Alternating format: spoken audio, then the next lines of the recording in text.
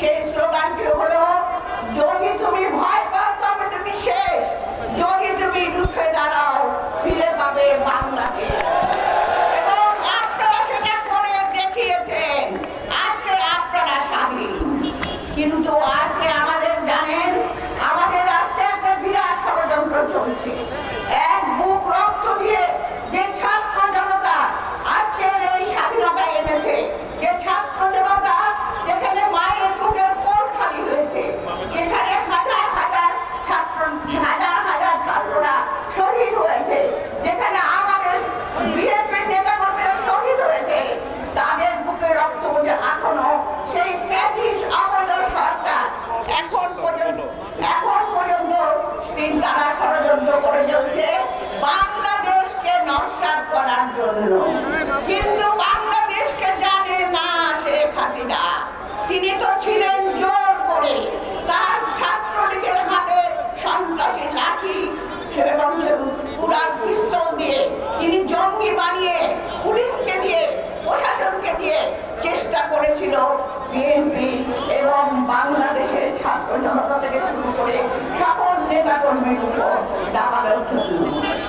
কিন্তু তিনি থাকতে পারেন না। আজকে এক সময় আপনারা জানেন, সাধারণ সম্পাদক জনাব ওবায়দুল কাদের খালি বলতেন খেলা হবে, খেলা হবে। আমি একদিন বলেছিলাম, আপনি খেলার কথা বলবেন না, বাংলাদেশের জনতা আপনাদেরকে খেলা দেখিয়ে দেবে। এবং সেই খেলা দেখিয়ে দিয়েছে বাংলাদেশের ছাত্র জনতা, বিএনপির নেতৃবৃন্দ। ভাই ও বোনেরা, আজকে ওবায়দুল কাদের বলেছিলেন, কোনদিন আমার নেত্রী তিনি পালাবেন না। কিন্তু তিনি আজকে কোথায়? তিনি তার নেতা কর্মীকে ফেলে রেখে তিনি একাই পালিয়ে গেছেন। আজকে ওবায়দুল কাদের কোথায়? তিনি আজকে পালিয়ে গেছেন।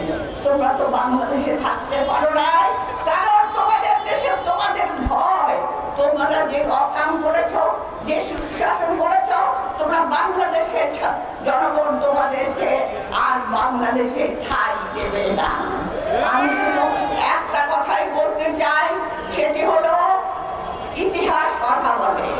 ৭১ থেকে ৭৫, ৯৬ থেকে ২০০১, আর ২০০৮ থেকে ২০২৪ তোমরা যে নিপীড়ন, নিঃশেষণ দুঃশাসন চালিয়েছ, সেই দুঃশাসন আর কোনোদিন এই ঐক্যবদ্ধ ছাত্র জনতা আসতে দেবে না।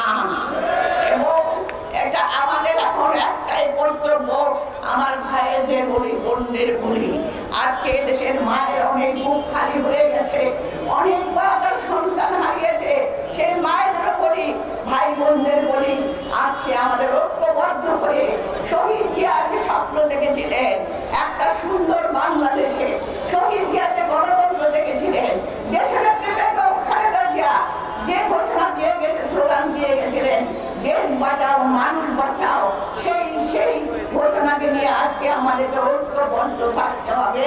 সুন্দর বাংলাদেশ, এই ছাত্ররা যে স্বপ্ন নিয়ে আজ এই দেশকে আজকে এই স্বাধীনতা এনেছে, সেই দেশ আমাদের গড়ে তুলতে হবে, আমাদেরকে ঐক্যবদ্ধ থাকতে হবে। ইনশাআল্লাহ আমরা অতি শীঘ্রই এই দেশকে আবার সেই বাংলাদেশ হিসেবে গড়ে তুলব। আল্লাহ হাফেজ। বাংলাদেশ জিন্দাবাদ, বেগম জিয়া জিন্দাবাদ, শহীদ জিয়া অমর হোক, তারেক রহমান জিন্দাবাদ।